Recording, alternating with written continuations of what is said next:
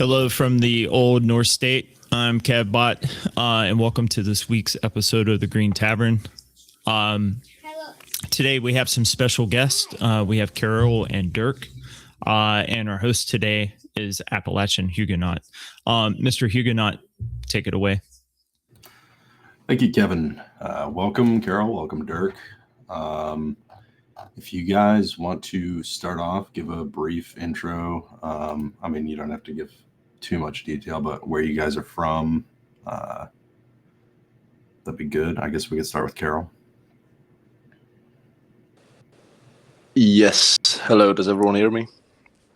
Yep.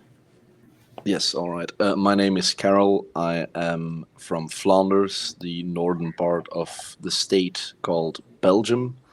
I am a Flemish nationalist, and I've been activist in Flemish nationalist movements since I was 16, both as a high school student and a student at university. I've been a member of a Flemish nationalist student organization for a number of years, in which I've had a number of positions. And yeah, I think that's about me personally. Awesome. Thank you, Karel. Dirk? Yes, well, thanks for having us. I've been a friend of Karel for a couple of years.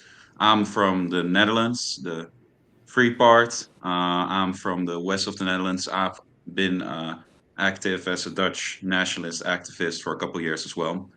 And the ties between the Dutch nationalist scene and the Flemish nationalist scene are very strong. So that's why I know Karel for a couple of years now. And awesome. That's the topic we're having today, right? Yeah. That's actually, that goes well into my next question. So there's a lot of, I think a lot of Americans that really don't know anything about the history of Flanders and the Netherlands. They don't know what a phlegm is. So why is there such a strong connection between Dutch nationalists and Flemish nationalists? I think it's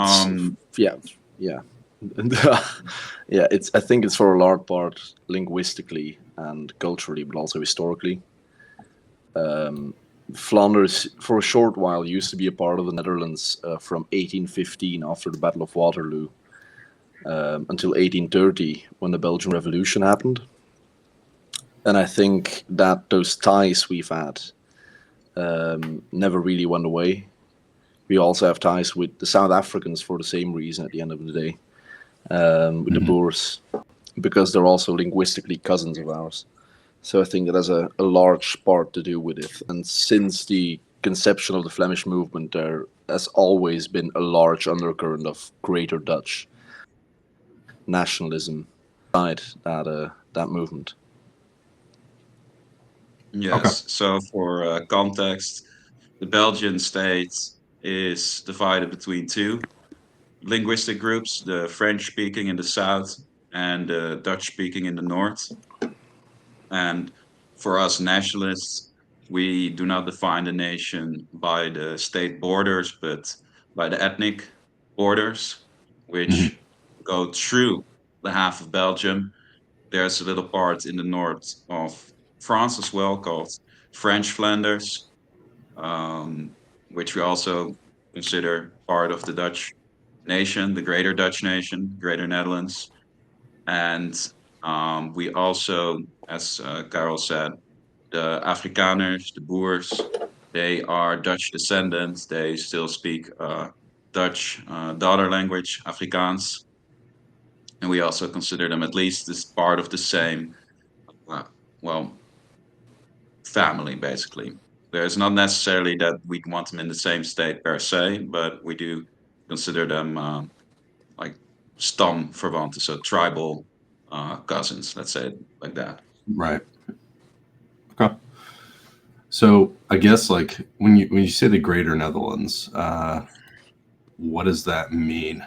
I guess because when we think of the Netherlands, we just kind of think of a little country with tulips and wooden shoes, right? Yes. To give a short definition, it's basically the political ambition to bring the the ethnic boundaries to make them the state boundaries.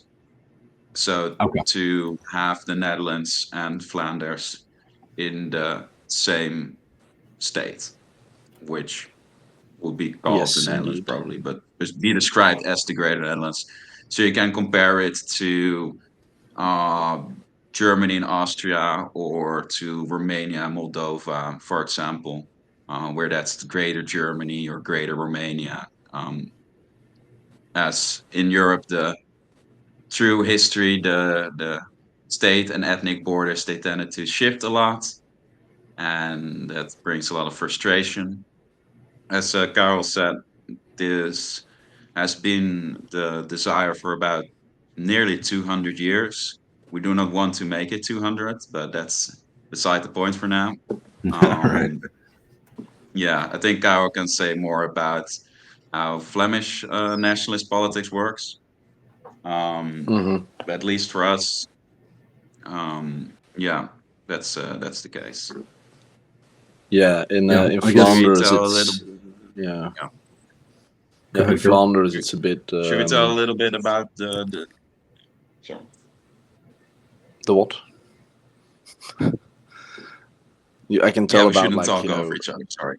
yeah, yeah. No, it's a bit irritating with, we're of course miles away Yeah, from just each other, so it's maybe the okay. connection's a bit shit. Let's just give you the But topic yeah, and then. um, yeah. So in 2030 will be the 200th anniversary of Belgium, which is of course an horrible thing for Flemish nationalists.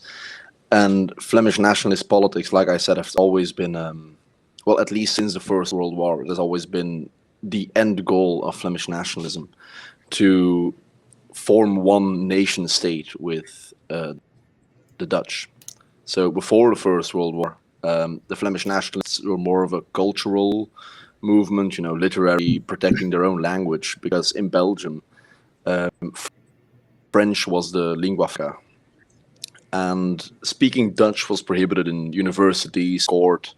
Even if someone was Dutch speaking, most Flemish were quite poor back in the day. Now we're the richer part of the country. But back in the day, we were the poor ones. So the French had a total cultural hegemony over the Flemish. And during the First World War, like, things radicalized quite a bit, because the officers in the Belgian army, of course, a lot of the First World War was fought in Flanders Fields, which is in the western part of our country near the coast. And the Dutch-speaking soldiers, which was a large majority, couldn't understand the French-speaking officers, and a lot of them died because they didn't understand their orders. And after the war, the Flemish movement turned into more of a political movement. It radicalized quite quickly, also with the dawn of new movements like communism and fascism in the rest of Europe. The Flemish nationalists almost entirely, certainly around the end of the 1920s, took the side of the right wing in that struggle, the side of Germany and Italy. And since that time, the Flemish movement has always been right wing, which does divide itself from the other separatist movement in Europe, because most of those, like the Basques, the Catalonians, the Scottish, they're left-wing nationalists, left-wing separatists, who always rant about, like, the Scottish style, about colonialism by the English and this and that. We don't really do that. We're right-wing in the sense of the Scottish. They would make their state independent and then invite a million third worlders to come over and live there, and it'll be as Scottish as the rest of them. Well, we don't think that. We do think that the Flemish are people together with the Dutch. Like, we are one people. Right. And I think that divides us from the other separatists in the world. And it's everything from parties to student unions to even bookstores and stuff like that. Still hold the ideal of the Flemish are a people and we should unite with the Netherlands. Although there are some people who want a Flemish, but who wants that really? Interesting. Yeah. So, I guess maybe like you can tell a little about what the Flemish movement, the Flemish nationalist movement, looks like right now politically. Oh yeah, so yeah, I there's was gonna ask that next. all right, yeah, there are two Flemish nationalist parties in Belgium. You have the NVA, which is the current ruling party of Belgium. They used to be a bit more radical back in the day, but they've been part of the establishment for almost 20 years by now. So they've de-radicalized a lot. The current Prime Minister of Belgium, Bart de Wever, is a member of the party, used to be a hardline Flemish nationalist, and is now, as I said, the Prime Minister of a state he should hate, but he, well, clearly does not. And on the other hand, we have Vlaams Belang, which is the far-right party under of Tom van Grieken. They're the more radical ones. They do still all believe in, the separation of Belgium as a state, and they don't shy away from saying they support that, which would probably cost them some votes because most people, like the status quo as it is and are scared of change. But I think the last poll, they were at 25% yesterday, which is a quarter of the population of Flanders. So that's really good. We'll just have to wait and see if they do hold true to their promises if they win the election. And then around Vlaams Belang, you have a bunch of other movements. Like I said, you've got two student unions. You've got the more national conservative, a bit more liberal Catholic Flemish student union, KVAV. And then you have the hardline far-right nationalist student union, the NSV. The leader of Belang used to be the national leader of them. So they're a bit more radical. They're more activist-like, while KVAV is a bit more intellectual, so to speak, or they try to be, but at least political formation is quite important for both of those movements.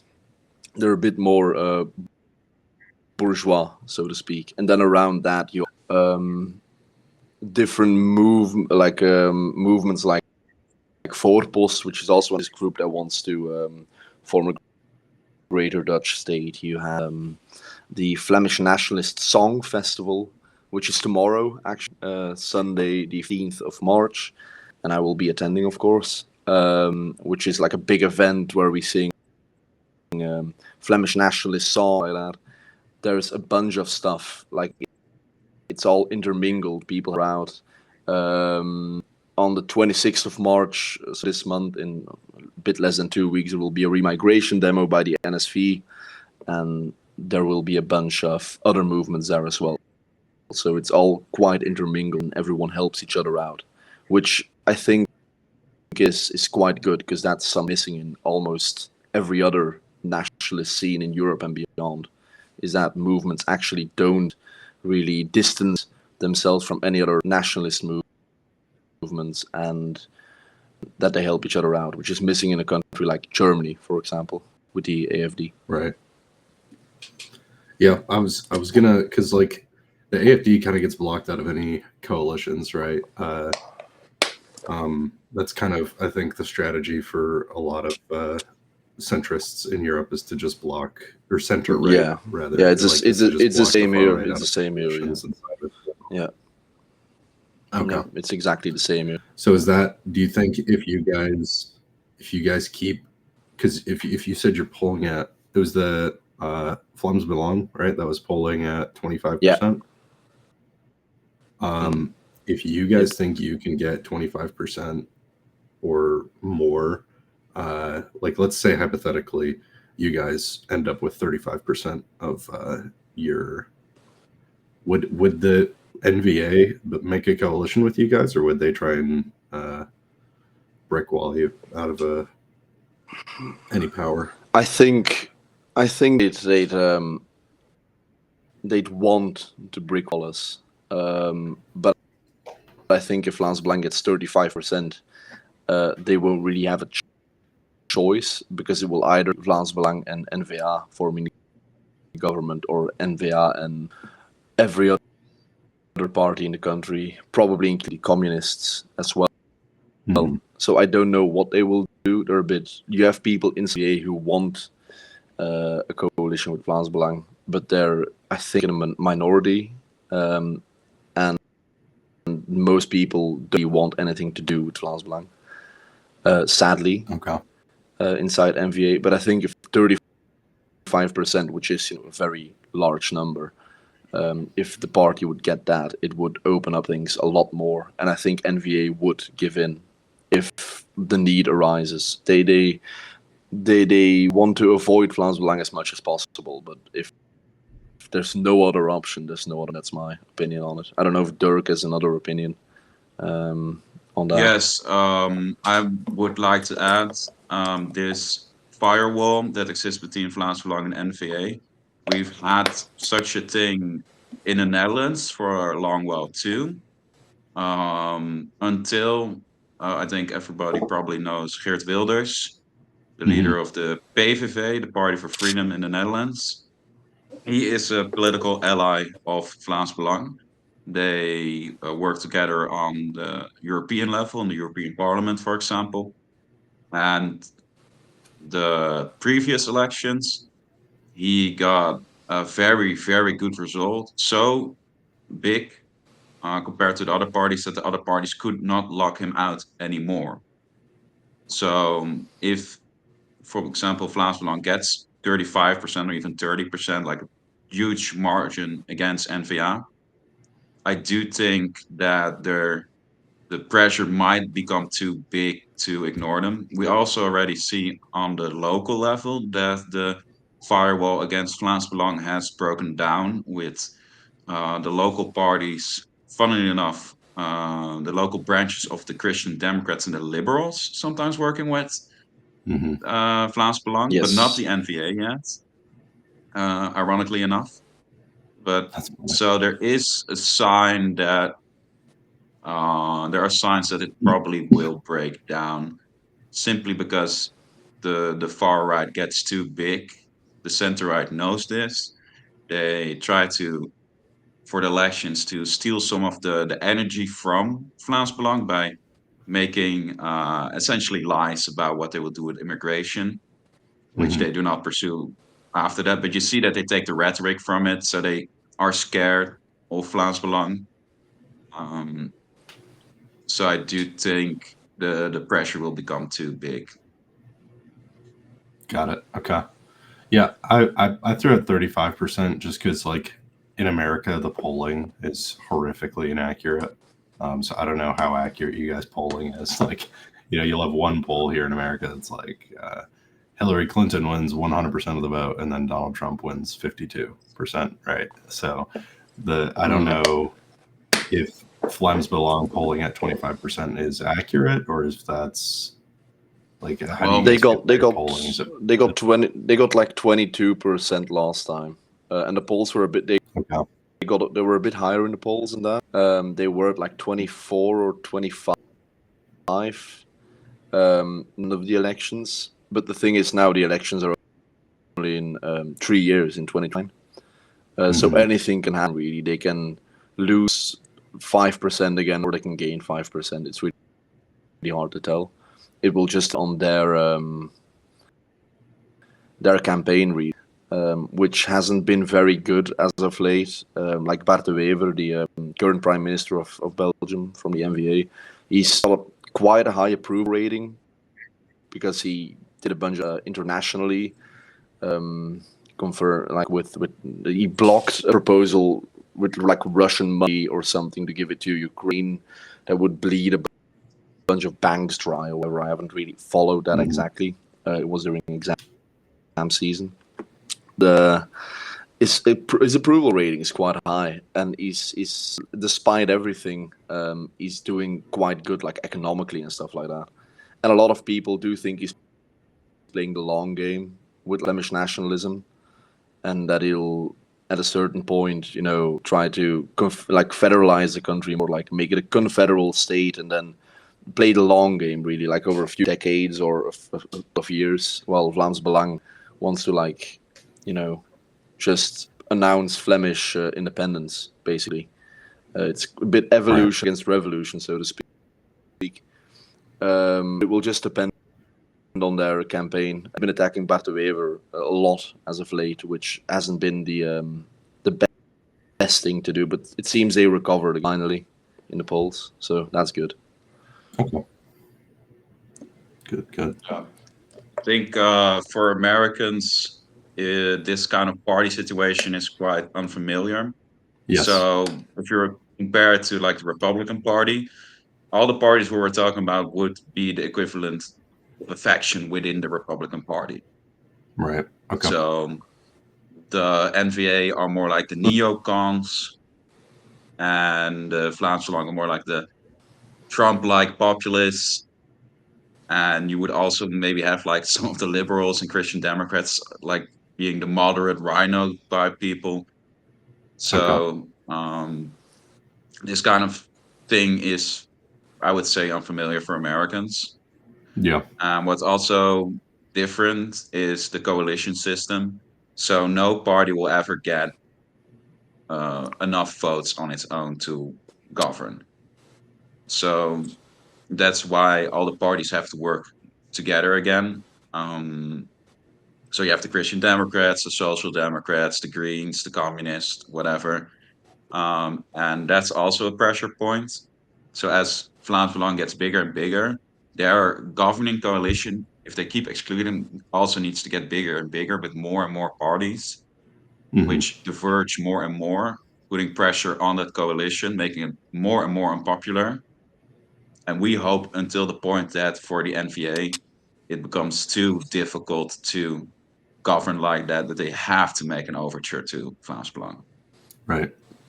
Okay.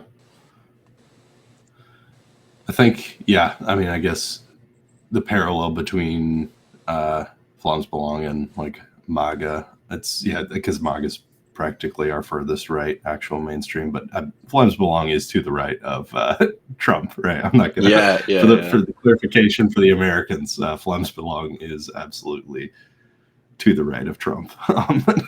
Well, yes. The party leader, Vlaams Belang party leader, was in attendance at the inauguration, though, so that's quite funny. He was That's there, hilarious. like from seats, if I remember correctly. Yeah. I think I've seen that picture. Yeah.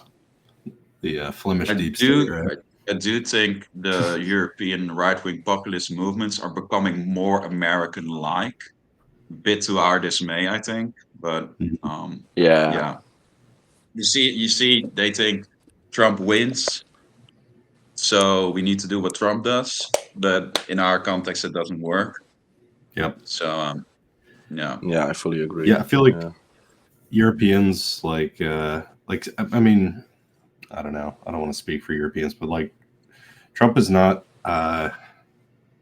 terribly popular on the European right. And I feel like the personality type, like kind of the populist, like, you know,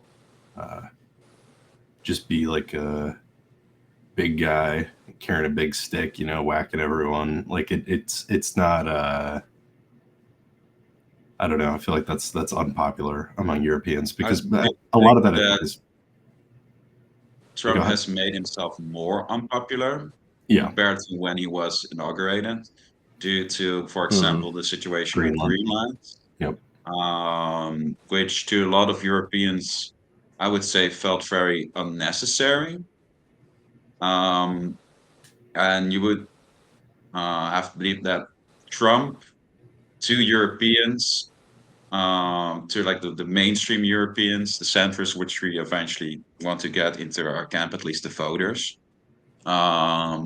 is made the same as our local populism, like our national populist movements. So when Trump does something which can be presented as against our national interests, it gets bad reputation for our movements, which tie themselves to Trump. Right. So when they feel like Trump, or like the voters feel like Trump is making an attack on the European nations, that reflects badly on us. That's at least the feeling of a lot of people.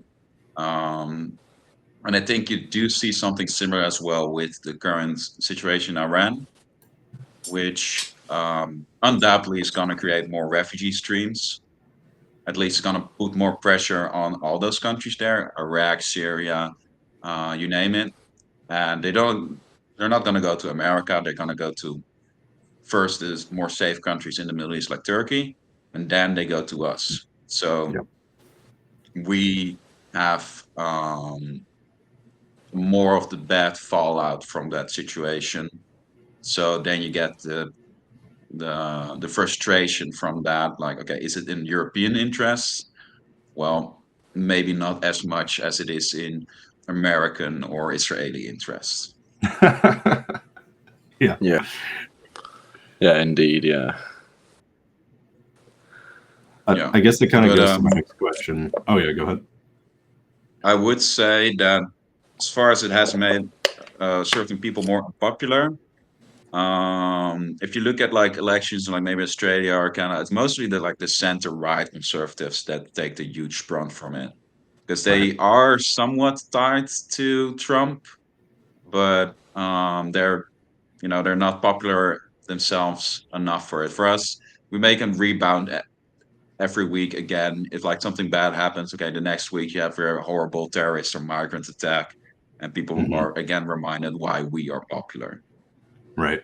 Yeah, I feel like at least in the Anglosphere, a lot of the problem with why the center right parties take such a huge hit from Trump is they try, rather than like focusing on the things that get Trump elected, they start focusing on like things like basically not doing the stuff that people don't like about Trump. Rather than being like, okay, we're going to talk only about immigration, they start moderating, at least in like Canada, they moderate themselves a bit on immigration so that they can distance themselves from Trump. But then they lose anyways because that's all that the right in those countries want is immigration control, right? So how do you Can we guys tell a think? little bit about what the migrant situation looks like in Flanders and the Netherlands? Yeah, that's where I Probably was going interested in that as next. well. Yeah. Yeah. Okay. So So you in the can go ahead. Netherlands, we collect statistics not based on race, like in America. So it's not 15% black, 50% white, or something like that. We do it on migrant background, and we split it up between Western and non-Western. So in essence, Western means white usually. So European or American or Australian. Mhm. Um, and non-European means non-white. We do that. We collect it for the first and the second generation. We do not collect it for the third generation. Third generation in our statistics is considered native, Man. which is a problem because it makes the data less clear, and using immigrant status as a proxy for racial status Mhm. becomes a lot more difficult. But essentially, in the Netherlands, I can look it up. I think it's about 20 to 20, yeah, about 20% um, non-white, and I would say 10% is white immigrants, so usually Polish or Eastern European, and about 70% native. And that's counting the 20% is counting third generation. So there are estimates for it. Mhm. And of that, about I think 7% or so is Muslim, Okay. which they also obfuscate more because they only count religion from age 16. So it's a lot more heavy under 16 as well. They're not count those statistics in. They basically only consider your religion if you're like 16 or older. Okay. So under that's also very Islamic. So it's probably 7 to 8%. We have a large immigrant population from Suriname, which is a former colony. About half of all people from Suriname live in the Netherlands. About 500,000. We have from the Dutch Antilles, which are also usually blacks. We have immigrants from refugee countries like Afghanistan, Somalia, Iraq, Syria, and we have a large, uh, originally guest worker population, but they stayed from Morocco and Turkey. Um, that's oh, and also from Indonesia back when we lost the Indonesian Independence War. So Right. ethnic minorities from Indonesia, some sided with the Dutch in the Independence War, and a lot of the soldiers from that and their families, they moved to the Netherlands because like they sort of in their minds, or the mind of the Indonesian government, they collaborated with us, so they were Right. unsafe there. I think that's usually Moluccans from the east of Indonesia. I think there are a couple 100,000 from there as well. Okay. What a Yeah, I think the Karel, is it- numbers here are about the same. Yeah, Okay. I think numbers here of like Muslim immigrants and stuff like that are close to the same as in the Netherlands. The countryside is still very Flemish, at least most of it. But of course, we have cities like Brussels and Antwerp, where all centered. And I think in like Antwerp, more than half of school children are foreigners, and I don't even know the numbers in Brussels, but Probably higher even. I think they're quite. Yeah, we have very very high. Yeah, it's quite unsavory. I saw a number like 22% of Brussels is still Belgian, so to speak. So French speakers, Man. Dutch speakers are quite low. Of course, history, quite ruined it for us over there. But yeah, Brussels is a hellhole in that sense because the numbers there are very high. And when you walk the streets, like you still have, like, certainly in the European quarter where the European Parliament stuff is settled, it's very white European because we have a lot of immigrants there as well from European countries because a lot of people work there, of course. But when you move like 2 blocks, it's just a wasteland practically.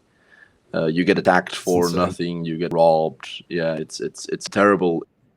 It's a really nice city at the end of the day. I love Brussels as a city itself, but it's just ruined for a large part. Same with Antwerp.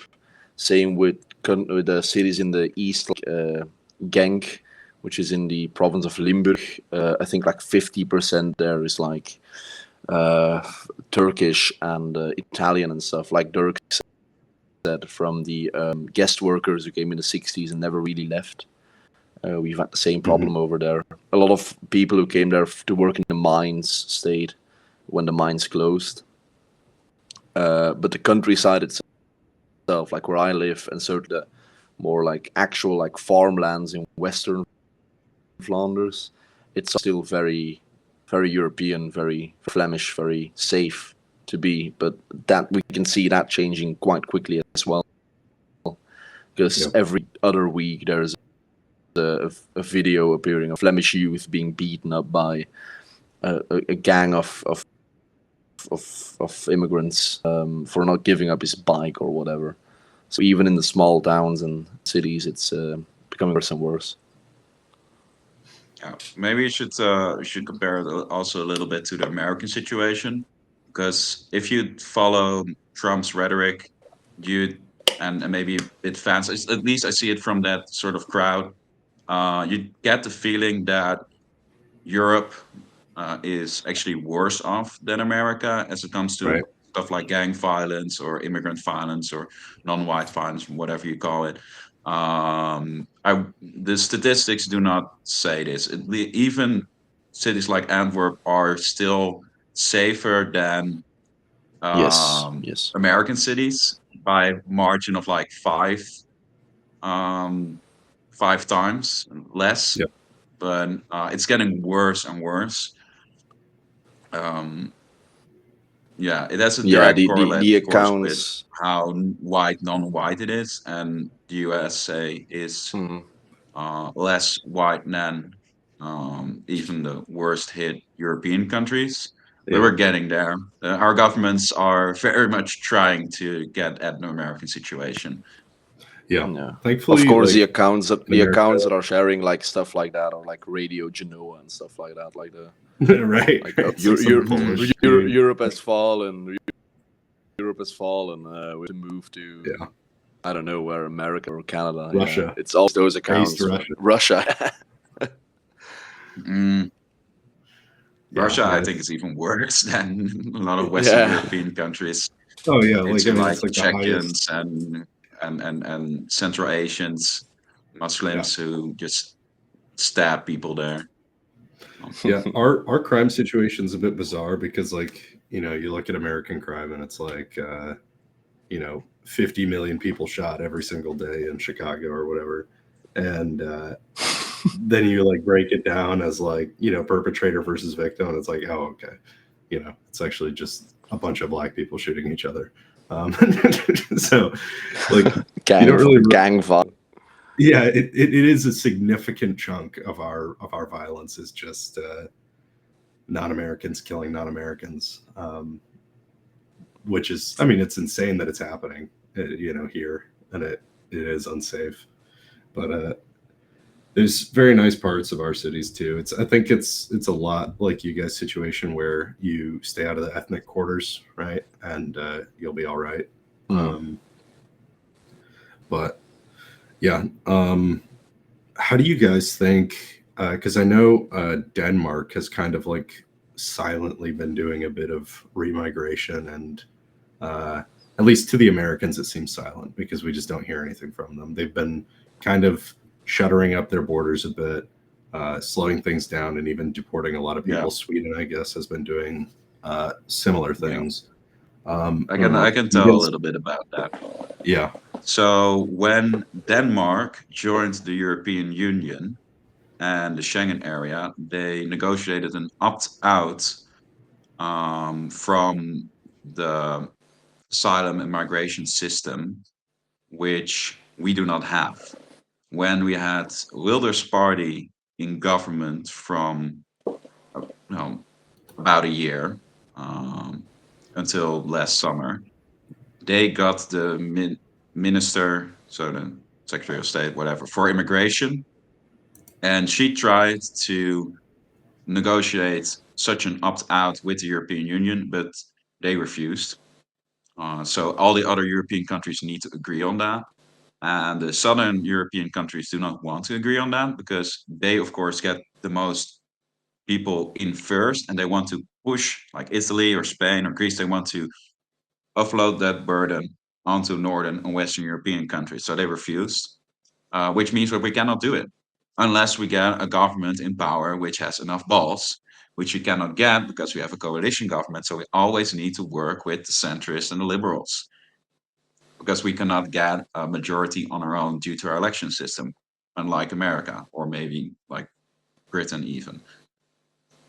So it's a very difficult situation. And it's the same for Belgium. Okay. So you guys aren't seeing the same slowdown? No. That's unfortunate. Not at all, no. Okay. So do you think, I guess, are these like center right parties going to try and steal some of the, like, you touched on this earlier, where they insinuate that they'll do something about immigration and then don't do anything at all? Yeah, they do it all Do you the think time. that- Yeah. Is that going to keep working, or because I feel like eventually people are just going to get tired of that, because immigration is, I mean, that's probably the most important issue to your people over there, right? I would say every next election cycle, you have more and more people who make it their issue. And it's going to touch more and more of, for us, the old workers class, the native working class, which usually voted Social Democrats. So you can maybe compare it to like the Rust Belt states where they voted the Democrats because they were more for the labor unions and stuff like that. They moved to the right, but they still sentimentally are attached to the center. So those are the kind of people who would be vulnerable to such rhetoric. But Right. usually within 1 or 2 election cycles, people do not move back again. So every time you have a big group of people moving to the right and some gets pulled back, but they have to do it again and again. So, for example, in the Netherlands, we have a very open party system. So we have about 20 parties in parliament, which are all medium sized. And on the right, you have about five now different parties in parliament, which all are sort of around 10% of the seats, something like that. So, or five or whatever, and totaling about 30 to 35% of the seats. Okay. So yeah, that's a bit of our problem. But you see Yeah, that it's especially different every here. time you get a new party which appeals to the immigration sentiments, you have a large swath of people moving there, and they don't necessarily get back to the old parties. So I do not think the strategy, as you was your original question, will work out forever. Okay. Um, That's good. Yeah, no, I think the same here, because the center right, the last few governments have been implementing some points of like Vlaams Belang's program when it comes to immigration from third countries, as a tactic to try and minimize the Vlaams Belang vote, and it worked very well up until 2014, which was a low for Vlaams Belang. They practically halved their seats back then, and then they elected a very young new party chairman, and they came back in force in 2019. But yeah, no, I don't think, like Dirk said, I don't think the tactic of like taking over far right viewpoint by the center right will last forever. And I think like most people I speak to, from my parents to people I knew from school back in the day, like vote Vlaams Belang now. Even if yeah, like 10 years ago, like 10 years ago, you would have lost your job if you said you voted Vlaams Belang, and now people don't really care Right. anymore. Like Yeah. the political firewall still exists. The public firewall about it's like Vlaams Belang and PV or Forum for Democracy in the Netherlands, it has become normal to just say like, oh yeah, I vote for a far right party, and there's like a 25% chance the person you're talking to says, oh yeah, me too. So that firewall is broken down, and I think a lot of people will still for like the center right parties next time. So I guess that's part of a democracy. But Yeah. a lot of people are also voting for the far right, which is a very nice precedent that has been set these last few years. Good. Good. Yeah. I probably also think what we can also talk about is how Zionist the European parties are, because I think, for example, with AFD, you see a Yeah. lot of the American right, or the online rights, the distant right, however you want to call it. They see Alice Weidel. She's a lesbian and she has an Indian wife, and they see one picture of people with AFD with an Israel flag, and they think, oh, this party is not as radical as it is. Um, Right. so in the Netherlands, I would say Wilders with his PVV is very pro-Israel, even to his It's the own most detriment, because pro-Israel party. he's so Yeah, pro-Israel that he loses votes over it and loses political power over it. So he had a friend of his in his party, Gidi Markensauer, when they were forming a government a year ago, 2 years ago, they wanted as their vice prime minister for their party. Mhm. But he is also an Israeli national. He was the leader of the Likud party in the Netherlands. And our intelligence services, the AIVD, they said basically, well, he shows up in our compromised list, and everybody assumes that it is because he is an asset or an agent of the Mossad. Um, so he wasn't allowed to become a vice prime minister, and he wasn't allowed to become the minister of immigration. Yeah. And there are it's a suspicion that when Wilders blew up the government, figuratively speaking, in I think May last year, it wasn't actually due to the government being too lenient on their pledges on immigration, but it was because the Dutch government was moving too much away from Israeli loyalty. Yeah. So the more liberal parties in the government, they wanted to do more about to end the war again on Gaza, to maybe even recognize Palestine.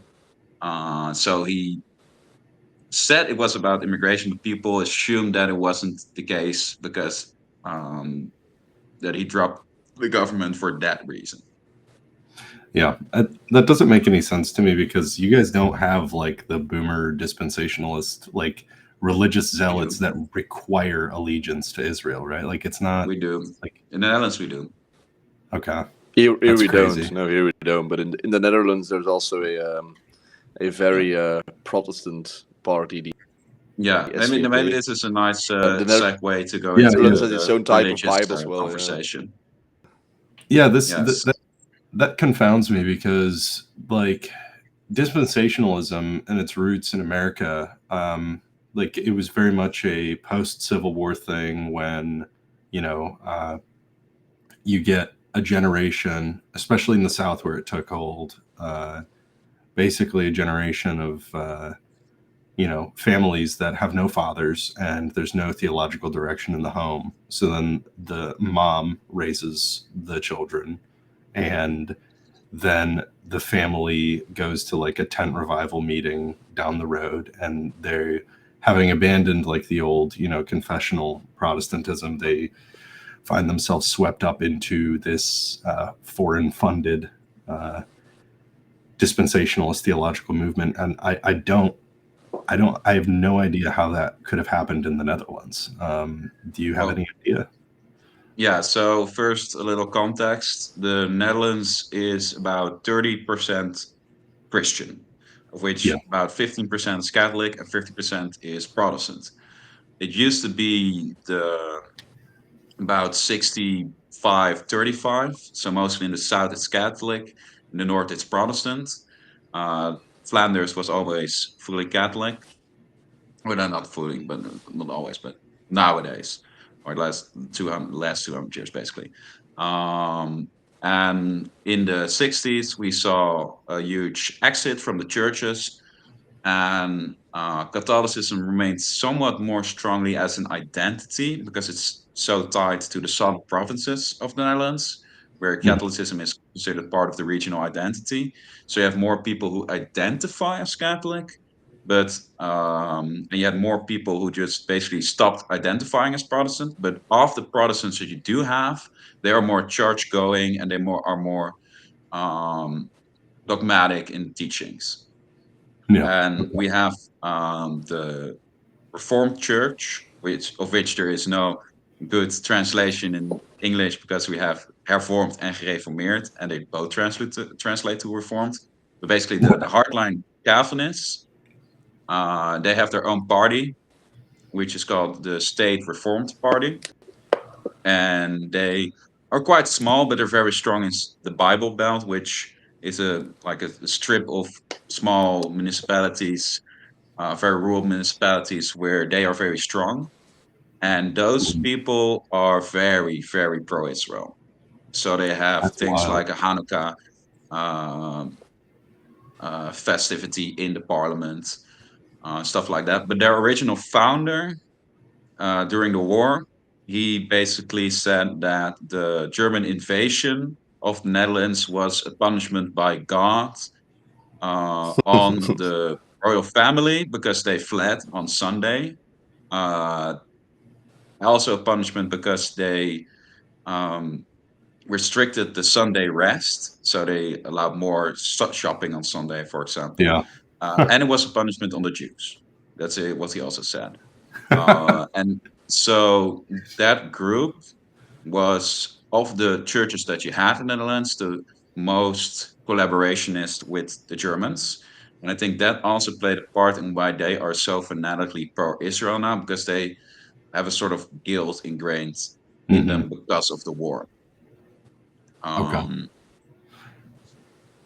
I wonder if they're kind of still like, this is just kind of me spitballing, but I'm wondering also if this is still a bit of like a hangover from, like, there was a tendency among Protestants, like, that in Europe, at least you can see this with figures like Cromwell and Martin Luther at first.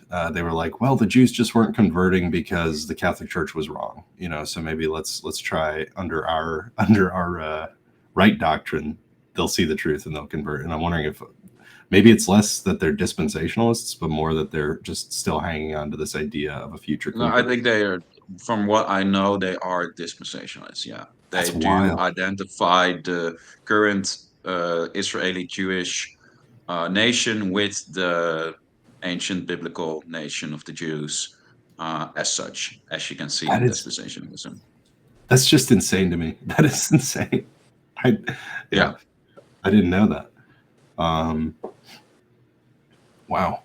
I guess Carol, I wanted to ask you what you think. So I know Flanders is Catholic. Was there ever any like Protestant history in Flanders? Back when, well, a few hundred years ago, when the Dutch uprising began against the Spanish in the lowlands, there were a lot of Flemish Protestants. I think both Ghent and Antwerp had a very large minority of Protestants, certainly in intellectual leading circles. And the Spanish came in. Of course, the Spanish Fury, they killed a lot of Protestants, public execution, stuff like that. And they kind of fled northwards towards the Netherlands because that was more of a safe haven for Protestants back in the day. And that's also a large reason why Flanders now, well, is at least on paper a Catholic country, and why the Netherlands is a Protestant country is because the Spanish kind of drew that line, which for a large part forms the current border between Belgium and Netherlands, the big Catholic Protestant divide. But yeah, there was, for a time at least, a large Protestant movement in Flanders, but after the 16th century, most Protestants disappeared and then never really came back. I can't think of one big leading Flemish nationalist figure of the last 200 years, which was a professed Protestant. Most of them were Catholic. There were some pagans. There's quite a sizable pagan undercurrent in the nationalist movement. But yeah, zero Protestants that are part of this, grander movement that spans almost two. That's wild. Yeah. I think we haven't talked about the Dutch Independence War. I know you wanted to talk about it. There's Yeah. a shared history with the American Republic as well. So Yes. in the 16th century, I don't know, I think 1568, something like that, right? You had the big Reformation coming, Yeah. and in the Netherlands, this became Calvinist, which the Spanish, which were at the time governed the entirety of what we call the Low Countries, the Netherlands, so including Belgium and Luxembourg. They didn't like that, so they ordered basically an inquisition, against which the nobles at first petitioned against. They were executed, and then, just give it a shorthand, the people rebelled under William of Orange. This took about 80 years of fighting. At first, the Netherlands didn't necessarily want to split off, but they wanted to guarantee religious freedom for the Calvinists. They didn't succeed. They were looking for a king So they tried a British king, but the British didn't give enough support. Eventually, they decided to go on their own, basically under the sort of semi-republican, semi-monarchical system under the Princess of Orange, which is still our current ruling family. So that goes back 500 years, basically. Um, this war raged on so for pretty long, and confluent basically to the borders we have now between the Netherlands and Belgium. The Spanish eventually lost Belgium to the Austrians through inheritance. Then the Austrians lost it to Napoleon. And after Waterloo and the Congress of Vienna, the Netherlands gained Belgium and Luxembourg. And then 15 years later, the Belgians, mostly the liberals and the French and the Catholics, they rebelled because they were unhappy under that shared monarchy. Okay. That's a very, very shorthand of it. Yeah, and you and I were talking before in the pre-show, kind of some of the similarities between the early American Republic and how we drew inspiration. Do you want to talk about that real quick? Yeah. So as I said, we were looking for a king, but that didn't work out. Short enough in. So we became a republic, more like mercantile oligarchic republic, more like Venice, and that you had at the time, not like the United States yet. It was not necessarily democratic, but it was a republic by the aristocracy and large merchants. So they governed through different provinces. It was a federation, and they grew very rich as a result through trade.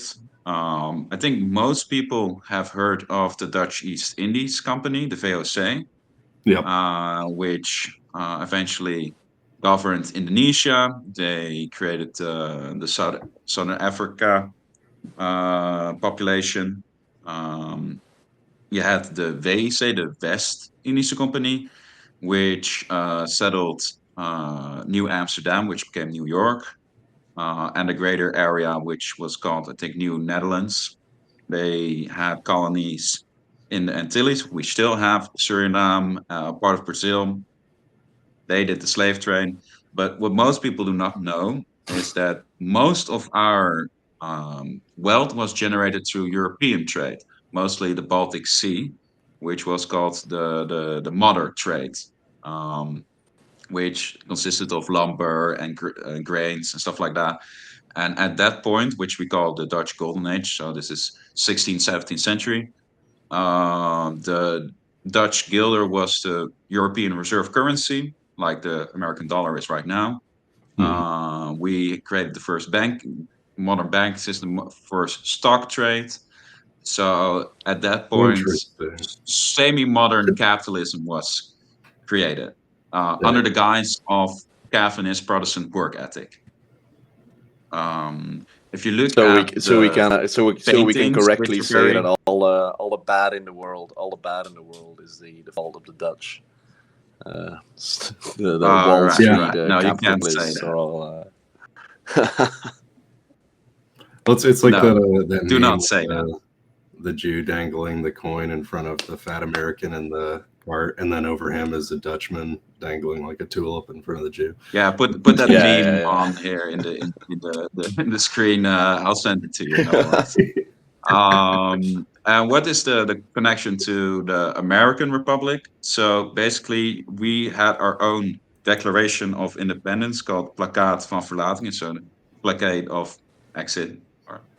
And a lot of it was taken verbatim to the Independence Declaration of the USA, because we're sort of in a similar situation, right? You have a far-flung colony. We're not physically territorially tied to Spain. There was no land connection.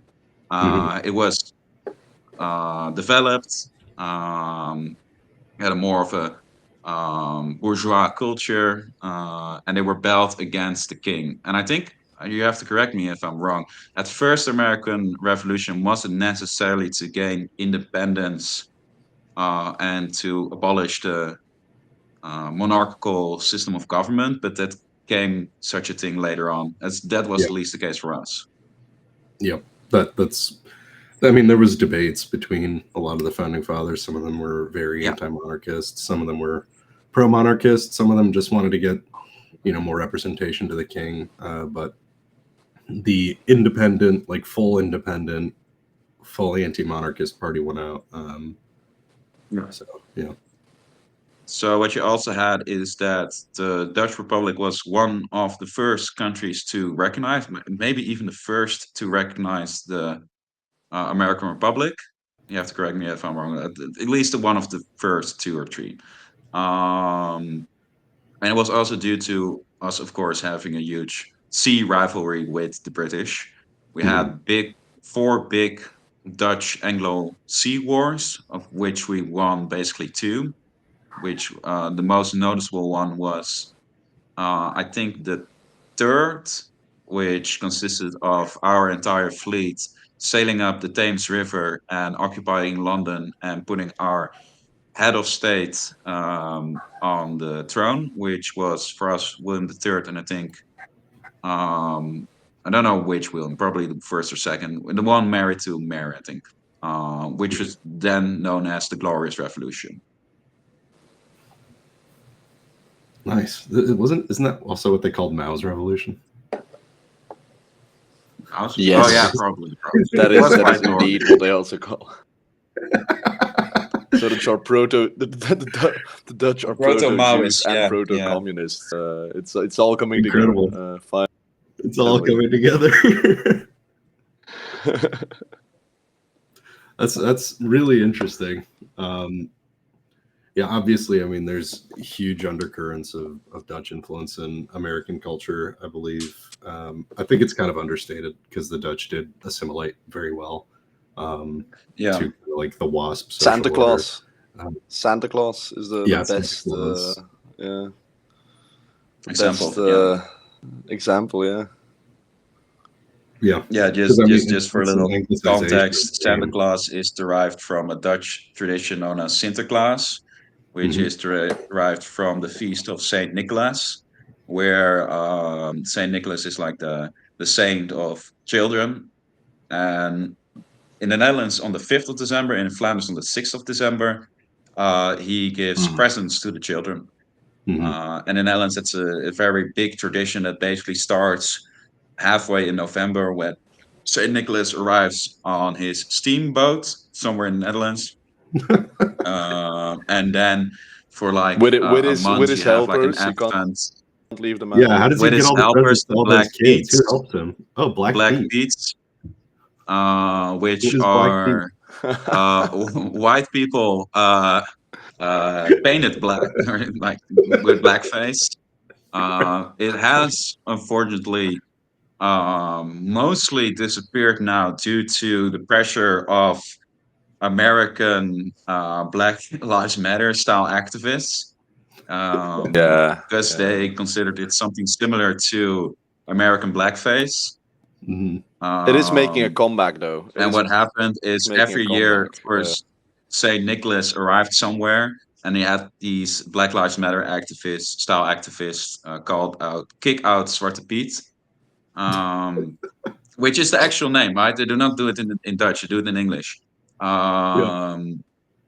Which would disrupt all the festivities, basically to put enough pressure on it so normal people would say, okay, we do not want this children's tradition to be disturbed, so we're just going to go along with their demands to not have Black Pete be black anymore. So now they have like, I mean, what they basically did is they basically want remigration, though. White, and then put like small black parts over it. It looks like shit, but that's hilarious. So our biggest allies. They want to kick out Zwarte Piet. They want to kick out Zwarte Piet. It's remigration. They should help us. You guys should get someone to do a cartoon like how BLM stole Christmas, and instead of the Grinch, it's just like LeBron James or something. Sylvains. Right. Yeah. I think we are at time. This was really interesting. I would like to, I would like to have you guys back again because I think this is very informative for the Americans. Thank you guys for coming on. Anytime. Yeah, thanks for having us. Yeah, Yeah, indeed. Thanks for having us. Anytime. of course. All right. Kevin, do you want to take it away and close? Yeah. Thank you guys for coming on. We'll see y'all next week. Have a good one. Bye-bye.